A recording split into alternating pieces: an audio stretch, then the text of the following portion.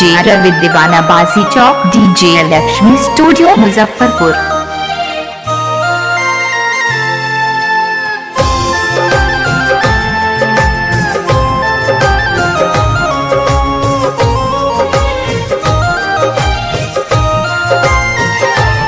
DJ Lakshmi studio Muzaffarpur.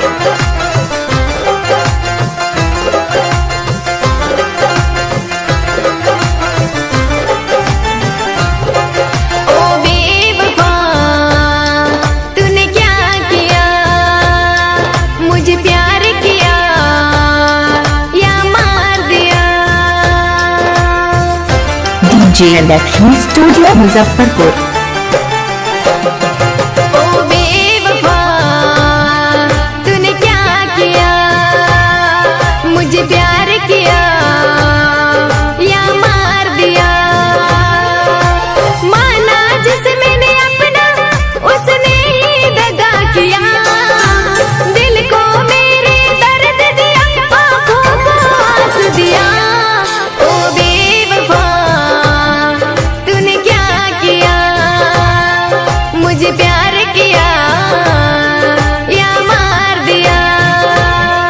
ओ बेवफा तूने क्या किया, मुझे प्यार किया या मार दिया।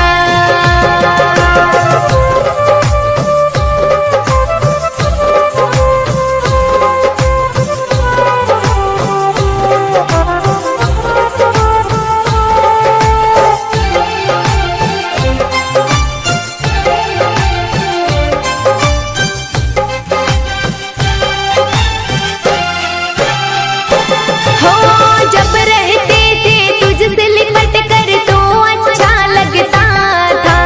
बाहों में अपनी बाहें देकर गोद में तू सोता था।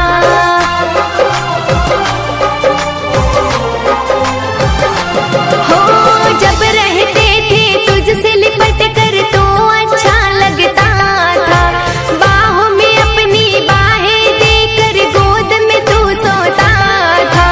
कहाँ गया तेरा प्यार, मुझको तो ये बता। भूल हुई मेरी क्या, मुझको तो ये बता। ओ बेवफा तूने क्या किया, मुझे प्यार किया या मार दिया।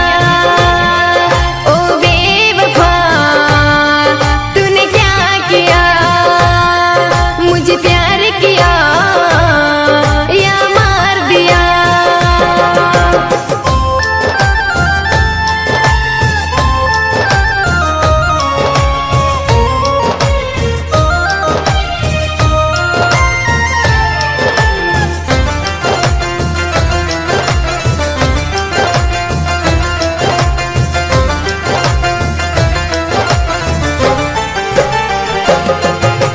एक पल तू ना देखे मुझको तो पागल होता था।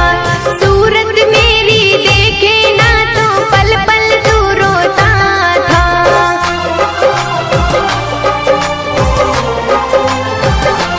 हो एक पल ना तू देखे मुझको तो पागल होता था। सूरत मेरी ना देखे तो पल पल तू रोता था। कहाँ गए वो दिन ये मुझको तू बता। कहाँ गई वो बातें ये मुझको तू बता।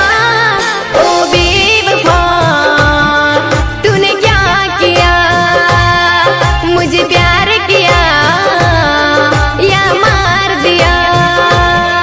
ओ बेवफा तूने क्या किया, मुझे प्यार किया या मार दिया।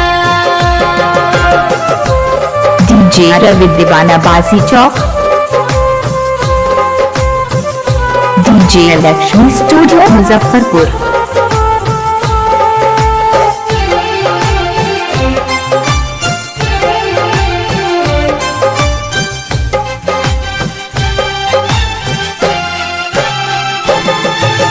रस्मी भूला कसमी भूला, भूल गया सब बातें। वादा